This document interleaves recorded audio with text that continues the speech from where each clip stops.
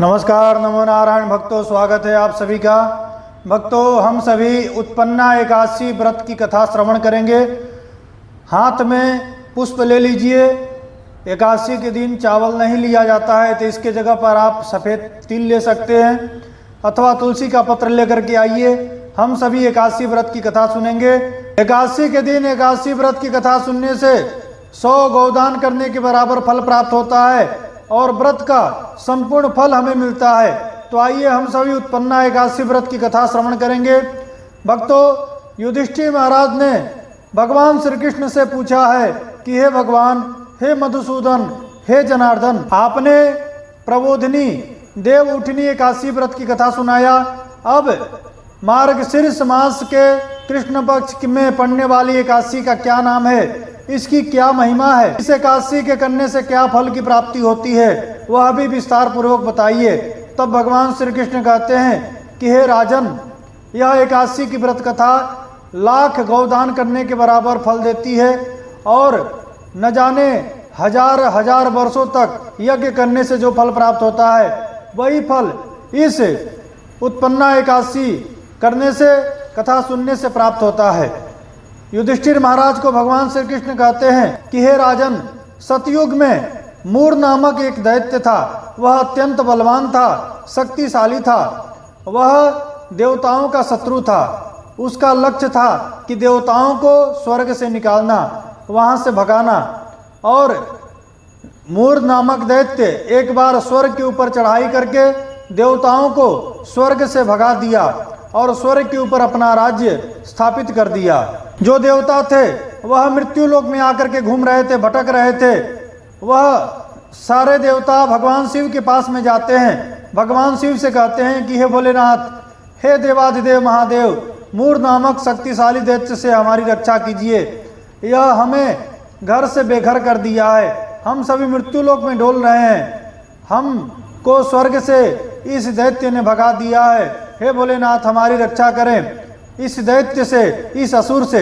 भगवान भोलेनाथ कहते हैं कि हे देवताओं, हमारे सभी के रक्षक, हमारे सभी के मूल जो भगवान विष्णु हैं, उनके शरण में आप लोग जाइए। भगवान विष्णु इस दैत्य से, इस भयानक दैत्य से हमारी सभी की रक्षा करेंगे।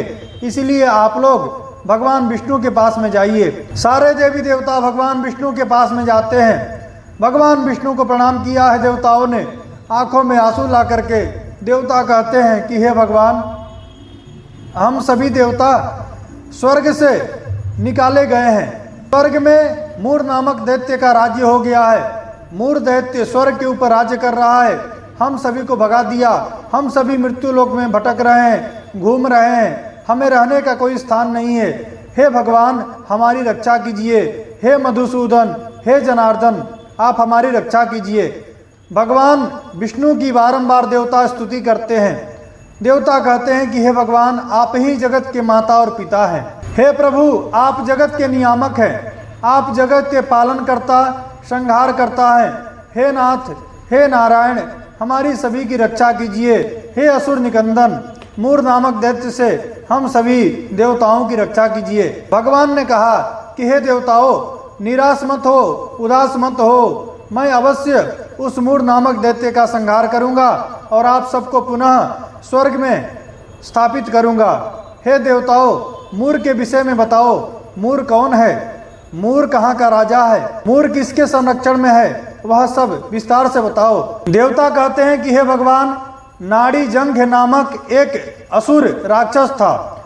उसका एक पुत्र हुआ, महापराक्रमी, महाबलवान, जिसका नाम है मूर। वह स्वर्ग के देवताओं का शत्रु है। वह देवताओं का परम शत्रु है। वह चंद्रावती नामक नगर में रहता है और अभी स्वर्ग में जाकर के वह राज्य कर रहा है। इंद्र, वरुण, कुबेर, सूर्य, चंद्र सभी को अपने कार्य से हटा दिया है। सूर्य के समान वह तेजस्वी रूप धारण कर लिया है। वरुण के समान वह जल वृष्टि कर रहा है। हे भगवान, इंद्र के समान वह स्वर्ग में राज्य कर रहा है। हे प्रभु, उस असुर से, उस दैत्य से हमारी सभी की रक्षा करें। भगवान कहते हैं कि हे देवताओं, आप लोग निराश मत होइए, आप चिंता मत कीजिए। आप लोग अभी चंद्रावती नगर की ओर चलिए, मैं आप लोग के साथ में चलता हूँ। और हम सभी मिल करके उस असुर का नाश करेंगे। सभी देवताओं को साथ में लेकर के भगवान चंद्रावती नगरी की ओर कूच करते हैं।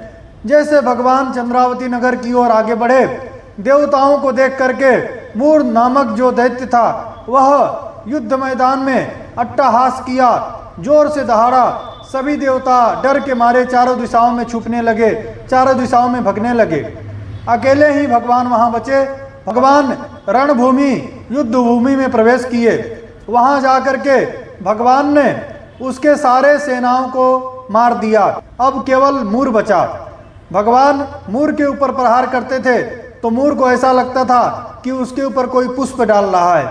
भगवान ने अपने सारे अस्त्रों शस्त्रों से मूर का छेदन कर दिया, पर मूर की मृत्यु नहीं हुई। भगवान श्री कृष्ण और मूर के बीच में मल्ल युद्ध भी हुआ। भक्तों, यह युद्ध 10 वर्ष तक चला। इसका कोई निर्णय नहीं हो पाया। भगवान ने एक लीला किया। भगवान थक गए और थक करके बद्रिक आश्रम में चले गए। भगवान बद्रिक आश्रम में प्रवेश करते हैं। वहां पर हेमवती नामक एक सुंदर गुफा थी जो 12 योजन लंबी थी। उस गुफा के अंदर भगवान प्रवेश करते हैं। उस गुफा के अंदर जाने का केवल एक ही दरवाजा था, एक ही मार्ग था। भगवान अंदर प्रवेश कर गए और योग निद्रा में भगवान शयन करते हैं, सो जाते हैं। इधर मूर को पता चलता है तो मूर भी उसी गुफा में प्रवेश करता है और भगवान को सोया हुआ देख करके मूर को बड़ा क्रोध चढ़ा। मूर चिढ़ गया कि देखो, मेरे साथ युद्ध करते करते यह भग गया और आकर के ये सो रहा है। भक्तों, भगवान बताते हैं कि आपके शत्रुओं को अगर जलाना है, शत्रुओं को पराजित करना है, तो आपको हमेशा प्रसन्न रहना चाहिए, हमेशा खुश रहना चाहिए। आपकी खुशी, आपकी प्रसन्नता को देख करके शत्रु अपने आप ही जल करके राख हो जाएगा, शत्रु अपने आप ही पराजित हो जाएगा। भक्तों, भगवान को सोया हुआ देख मूर के मन में पाप समाया और मूर ने भगवान का वध करने के लिए तलवार निकालता है। भागवत में कहा गया है कि मत्तम प्रमत्तम अनुमत्तम बालम स्त्रियम वीरथम जड़म। 10 लोगों को कभी भी नहीं मारना चाहिए। बालक को कभी नहीं मारना चाहिए, स्त्री को कभी नहीं मारना चाहिए, सोते हुए व्यक्ति को कभी नहीं मारना चाहिए, जो शराब के नशा में है उसे कभी नहीं मारना चाहिए, जिसके हाथ में अस्त्र शस्त्र नहीं है उसे कभी भी नहीं मारना चाहिए। पर मूर ने भगवान को मारने का प्रयास किया। तभी भगवान के शरीर से एक शक्ति प्रकट हुई और वह मूर को मारने के लिए दौड़ पड़ी। जैसे मूर को मारने के लिए वह शक्ति दौड़ती है, वैसे ही मूर भगवान के चरणों में आकर के गिर जाता है।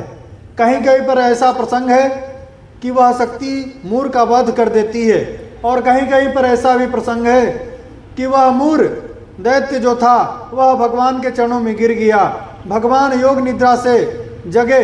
भगवान ने देखा कि मूर चरणों में पड़ा है, सामने शक्ति खड़ी है। भगवान ने कहा, हे मूर, तू क्षमा करने योग्य नहीं है, तू पापी है, तू अपराधी है और तुझे कभी भी क्षमा नहीं देना चाहिए। पर क्या करूं, क्षत्रियों का धर्म है, शरण में आए हुए व्यक्ति को कभी क्षत्रिय मारता नहीं है, क्षत्रिय उसका वध नहीं करता है। इसलिए हे मूर, मैं तुझे क्षमा तो कर रहा हूं, परंतु जा, ये संसार को छोड़ करके चला जा। मूर कहता है कि हे भगवान, पूरे संसार के ऊपर आपका राज्य है, अब इस संसार को छोड़ करके मैं कहाँ जाऊं, जाऊं कहाँ तजी शरण तिहारो।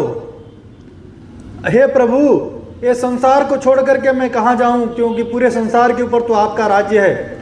भगवान ने कहा, हे मूर, जा, मैं तुझे अन्न में निवास देता हूँ, तू आज के दिन में अन्न में निवास करना।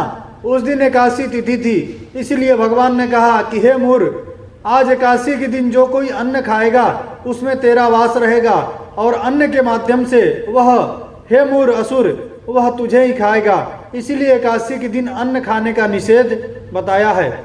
अन्न में मूर नामक दैत्य का वास होता है, इसीलिए एकादशी के दिन कभी भी अन्न नहीं खाया जाता है। जो सामने खड़ी हुई देवी थी उसको भगवान ने पूछा कि हे देवी, आप कौन हो? आपने मेरे प्राणों की रक्षा किया है, आप नहीं होती तो मूर दैत्य मेरा वध कर देता। इसीलिए आप वरदान मांगो, मैं आपको वरदान देना चाहता हूँ। आपका नाम क्या है, आप कौन हैं? वह कन्या बोली, वह शक्ति जो थी कन्या के रूप में थी, वह कन्या बोली कि मैं एक दासी हूँ, एक दासी। भगवान ने कहा कि जाओ, आपका नाम एकादशी होगा। कुछ संतों का मत है कि भगवान ने पूछा कि बताओ आज क्या तिथि है, आज के दिन में कौन सी तिथि है? तो लोगों ने बताया कि आज एकादशी है। इसलिए भगवान ने कहा कि हे कन्या, हे देवी, आपने मेरे प्राणों की रक्षा किया है और आज एकादशी तिथि है, इसलिए आपका नाम एकादशी होगा। जो भी कोई एकादशी का व्रत करेगा उसके संपूर्ण पाप जल करके राख हो जाएंगे, वह मेरे विष्णु लोक वैकुंठ लोक को प्राप्त करेगा। और एकादशी के दिन अन्न खाने वाला व्यक्ति को महापाप लगेगा और वह नरक यातना भी सहेगा। इसीलिए एकादशी व्रत करने की महिमा है। भक्तों, यह था उत्पन्ना एकादशी व्रत कथा। आपको यह कथा अच्छी लगी हो तो इसको लाइक कर दीजिए, वीडियो को शेयर कर दीजिए। चैनल पर नए हैं तो चैनल को सब्सक्राइब कर लीजिए। हम इसी प्रकार से धार्मिक वीडियो बनाते हैं। आप सभी को श्री हरि, आप सभी को नमो नारायण। ओम श्री मात्रे नमः। अगला वीडियो होगा हमारा प्रदोष व्रत के ऊपर, वह वीडियो भी आप लोग अवश्य देखिएगा।